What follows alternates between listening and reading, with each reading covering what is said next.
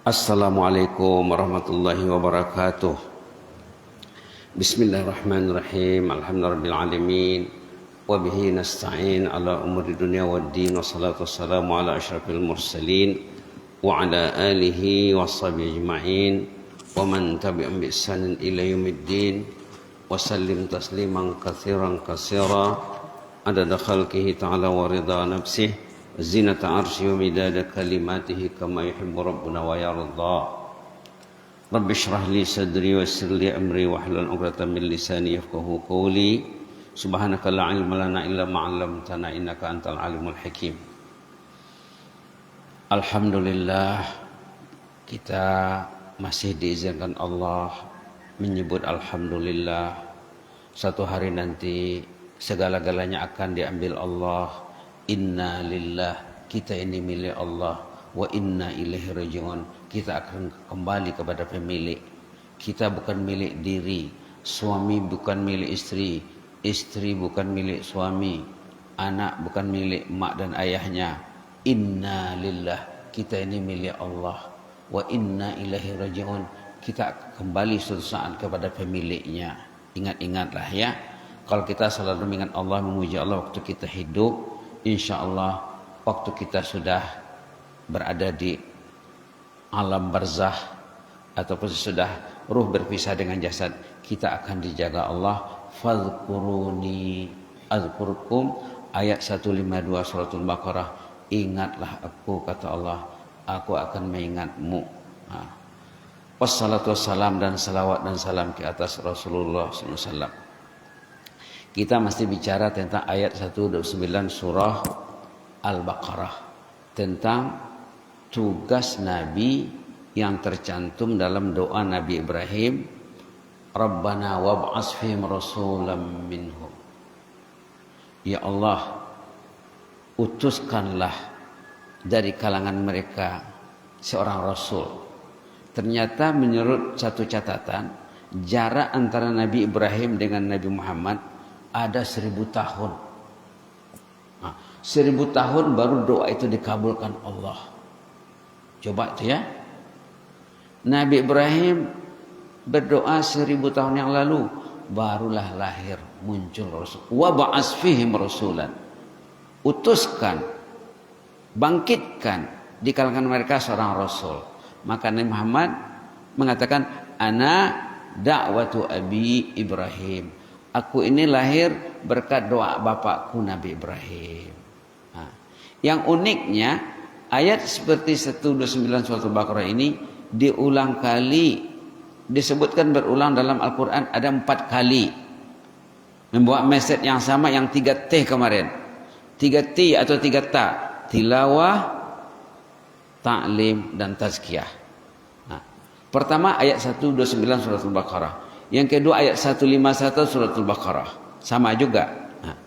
Di sana disebutkan, kama arsalna fikum rasulan minkum yatlu alaikum ayatina wa yuzakkikum wa yuallimukumul kitaba wal hikmah wa yuallimukum ma lam takunu ta'lamun. 151 surat Al-Baqarah. Kemudian disebut lagi dalam surat Ali Imran 164. Kali ketiga. Kali keempat terakhir surah Jumaah ayat 2.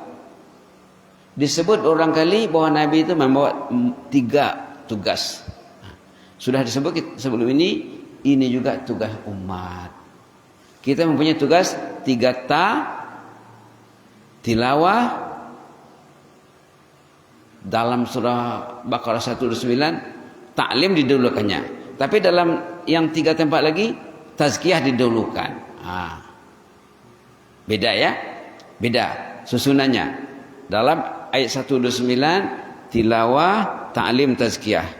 Dalam surah Baqarah 151, Ali Imran 164, ayat Jumat surah ayat 2, tilawah, tazkiyah, ta'lim. Tilawah, tazkiyah, ta'lim. Tilawah, tazkiyah, ta'lim. Subhanallah. Begitu susunannya ya. Jadi tegas sekali Al-Quran mengatakan bahwa Nabi itu mempunyai 3 tugas. Itu jugalah tugas umat, kata ulama, karena perintah kepada Nabi, perintah juga kepada umat, kecuali tentang pengkhususan kepada Nabi. Al-khitab lin Nabi, khitab lil ummah. Illa makhtussa bih, kecuali ada yang khususnya untuk Nabi. Kita mesti ingat. Yang jelasnya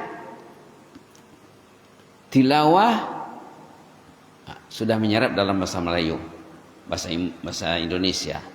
Ta'lim sudah masuk dalam kosakata. Tazkiyah juga sudah masuk. Tilawah membaca yang tersurat dan membaca yang tersirat, itu artinya. Walaupun kita lihat di kamus nanti artinya membaca, tapi membaca saja tak cukup, membaca yang tersirat juga. Ta'lim, terkait dengan ta'lim, wa yu'allimul kitab wal hikmah. Rasul mengajar umat Alkitab dan hikmah. Hikmah ini kita lihat kepada tafsirnya, maknanya hadis. Artinya kita karena belajar hadis, kita karena menyisihkan waktu bersama hadis Nabi. Selain pada Alkitab Al-Quran, hadis juga. Begitu dalam tafsirnya. Kemudian wa yuzakkihim, terkait dengan tazkiyah. Serba sedikit kemarin sudah kita bicara tentang tazkiyah. Tazkiyah itu artinya pembersihan. Kita ini hari-hari mungkin beda antara satu sama lain ya. Hari-hari terkena dosa. Maka kita perlu selalu tazkiyah, pembersihan, pembersihan hati, pembersihan jiwa, pembersihan akal.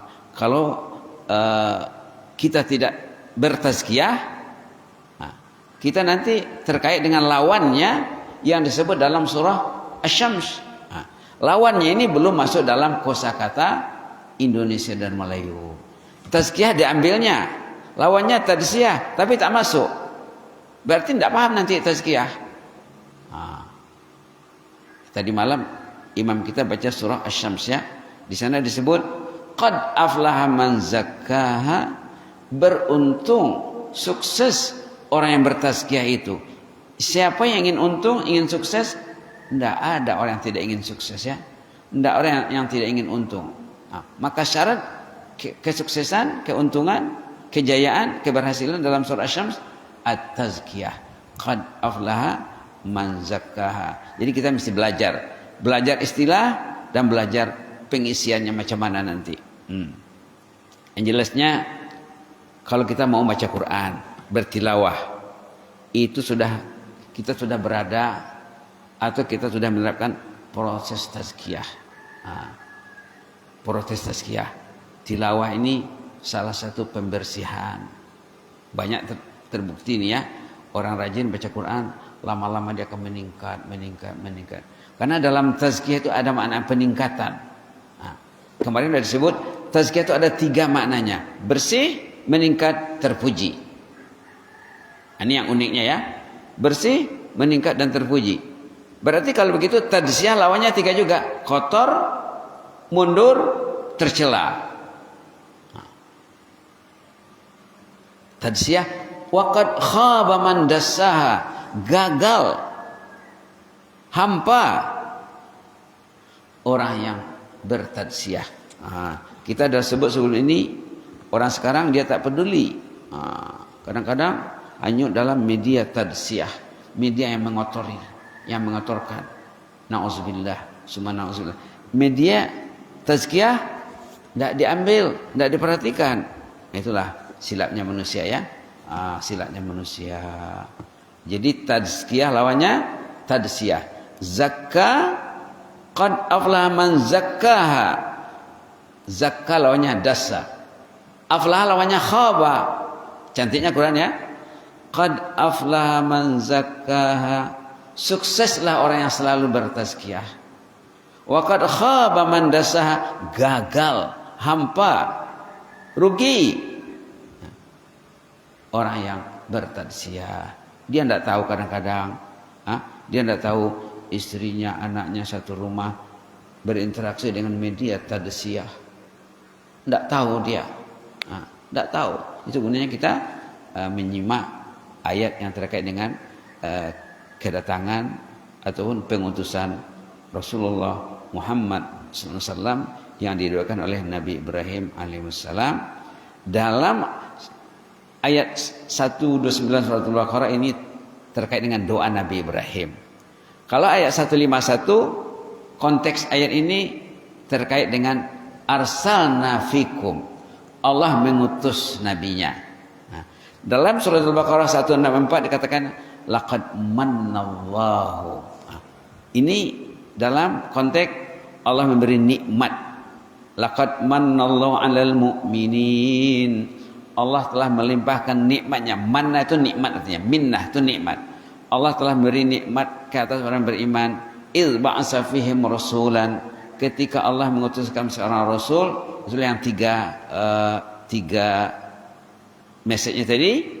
Kemudian dalam surat Al-Baqarah sudah tadi ya, surah Jumu'ah. Nah, dalam konteks Allah itu mengutus nabinya. Kemudian kalau kita perhatikan penghujung ayat, penutup ayat. Dalam ayat Baqarah 151, wa yu'allimukum ma lam takunu ta'lamun. Kita mengaji teks ayat nih Pak ya. Kita tadabbur teks ayat. Allah mengajar kalian apa yang kalian tak tahu selama ini. Karena Nabi itu muncul di era jahiliyah. Dalam ayat Ali Imran disebut wa in kanu min qablu lafi dhalalin mubin. Sama dengan surah Al-Jumu'ah wa in kanu min qablu lafi dhalalin mubin. Sebelum Nabi diutuskan, masyarakat Arab, komunitas Arab kanu fi dhalalin mubin. Mereka berada dalam kesesatan yang jelas dan terang. Jadi tujuan Nabi mengeluarkan umat dari kesesatan dan kejahilan. Orang itu diukur keberhasilannya, kejayaan orang itu diukur macam mana dia berinteraksi dengan kitabullah. Kalau dia tidak ada perhatian terhadap kitabullah, jelas dia berada dalam kejahilan. Ada lagi yang lebih jelas dalam surah Ibrahim terkait dengan pengutusan Nabi ini. Surah Ibrahim mengatakan Alif Lam Ra kitabun anzalnahu ilaika litukhrijan nas minadh dhulumati ilan nuri biizni rabbihim ila siratil azizil hamid. Ayat 1 ya. Ayat 1 surah Ibrahim halaman 255. Kitabun anzalnahu ilaik. Inilah Quran yang diturunkan Allah kepada nabinya, litukhrijan nas minadh dhulumati ilan nur, untuk supaya manusia itu terkeluar dari suasana yang gelap gulita kepada suasana yang terang benderang. Rumah yang tak baca Quran di dalam gelap tuh, walaupun terang. Rumah yang tidak ada kalamullah dibaca di dalam gelap, rumah itu walaupun terang. Kalau ada kalamullah berbunyi di dalam, walaupun gubuk yang lantainya bambu, dindingnya bambu, buluh ya, gogat, berlantaikan buluh, berdindingkan buluh, macam gubuk-gubuk di pondok-pondok pesantren dulu, zaman dulu lah ya. Sekarang sudah jarang yang pakai bambu, sekarang sudah pakai papan. Nah, dulu kalau kami dulu lantainya bambu, dindingnya bambu, buluh, gogat, atapnya lalang. Nah, kalau atap rumbio itu sudah mewah tuh.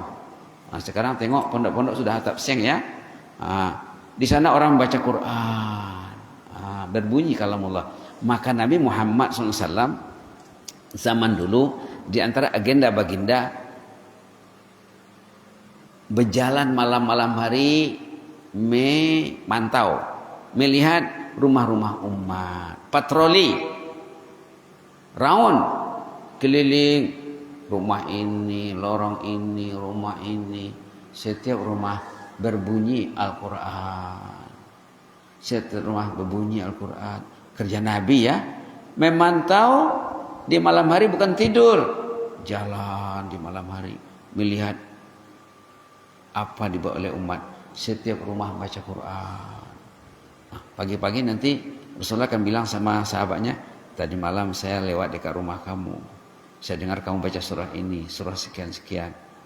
Oh iya, wah, saya tidak sedar, saya tidak tahu yang Rasulullah sedang memantau katanya.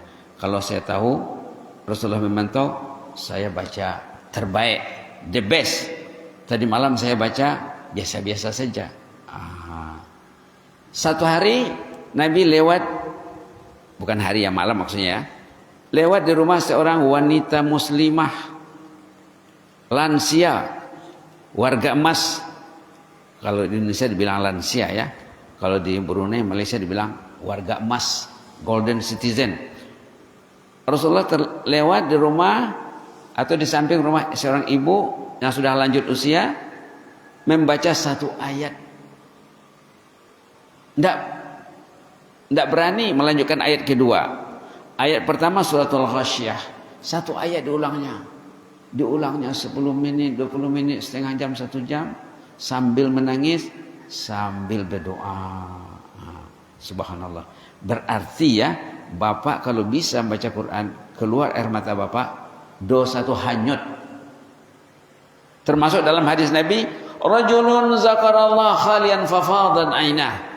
Orang yang berzikir kepada Allah khalian, menyendiri, seorang diri, fafadan ainah, derai berlinang air matanya, hanyut dosa. Maka dalam kaitan dengan air mata ini banyak hadisnya, katanya semua mata manusia di hari kiamat menangis. Semua mata manusia di hari kiamat menangis karena terlalu banyak berinteraksi dengan media musuh Al-Quran, media tadsyiyah yang mengotori. Semua mata manusia akan menangis dari kemudian, kecuali 3 golongan manusia yang tak akan menangis. Kullu ainin bakiyah yaumal qiyamah. Setiap mata akan menangis, setiap orang akan menangis, kecuali 3 kelompok manusia. 1, orang yang bangun dia menyendiri, mungkin baca Quran, mungkin berzikir, mungkin bersalat, mungkin bertafakkur, keluar air matanya saat menyendiri. Di sana tidak akan menangis lagi. Yang kedua, yang pertama ya. Yang kedua, orang yang waktu dia terlihat yang haram, dia tidak mau. Dia tutup, dia off. Tidak mau dia. Waktu terlihat yang haram, dia tidak mau. Yang ketiga, orang yang di malam hari dia menjaga keamanan dan keselamatan komunitas, dia tidak tidur, orang lain tidur nyenyak. Kalau macam di komunitas lain ya, mungkin macam di Medan tadi mana, di Malaysia, di Brunei, ada yang ronda di malam hari. Kadang-kadang ganti-ganti bergilir, ikut jadwal, supaya orang tidur nyenyak. Tidak ada fikir lagi perampok ya, orang-orang gitu. Orang sini bilang perampok, orang Malaysia perompak. Tidak mungkin bagi perompak pencuri datang ke rumahnya, karena sudah ada yang jaga. Di sana begitu ya. Ada jadwalnya, pokoknya jalan pembangunan, ada sana piket malam-malam. Jadi orang tidur nyenyak. Orang yang menjaga keselesaan, ketenteraman orang lain di malam hari saat orang tidur, termasuk orang yang tidak akan menangis nanti di sana, ataupun orang yang berada dalam suasana perang ya. Semua mata manusia akan menangis nanti di sana. Nah, kalau kita kaitkan dengan Al-Quran, kemarin sudah dibaca ayat surah Toha. Di sana bukan menangis lagi, buta. Ini perlu diperhatikan Pak ya. Buta, tunanetra, halaman 320 ayat 125 surah Toha. Halaman 320 320. Orang yang mengabaikan kalamullah. Tidak ada baca Quran di rumah. Ayah tak baca, ibu tak baca, anak lagi hanyut. Ayah hanyut, ibu hanyut, anak lagi hanyut. Nanti sampai ke cucu hanyut. Kalau ayah itu meninggalkan ahli keluarga yang hanyut karena tidak dibimbing, matilah ayahnya. Anaknya hanyut ditinggalkannya. Dosa ayah tak berhenti. Dosa ayah hidup terus menerus. Dosa jariah. Na'udzubillah. Na'udzubillah. Bapak yang tidak mendidik keluarga cinta Al-Quran, cinta masjid, lalu ahli keluarganya jauh dari masjid. Walaupun masjid dekat di mata, tapi jauh di hati. Meninggallah ketua keluarga. Subhanallah. Meninggal ayah ibunya berarti meninggalkan dosa jariah. Kalau anak dididik, anak dibentuk, anak diterbiah, cinta masjid, cinta ilmu, cinta salihin, cinta Islam, cinta Al-Quran, meninggal ayahnya, meninggal ibunya, pahalanya hidup tak berhenti. Jadi ada dua pilihan Pak ya. Kita ada dua pilihan. Sama ada yang ingin dosa warisan, na'udzubillah, mudah-mudahan Allah melindungi, ataupun pahala warisan. Nah begitulah ya. Mudah-mudahan bermanfaat. Jazakumullah khairan. Inni uhibbukum fillah wa astaudiukumullah. Wassalamualaikum warahmatullahi wabarakatuh.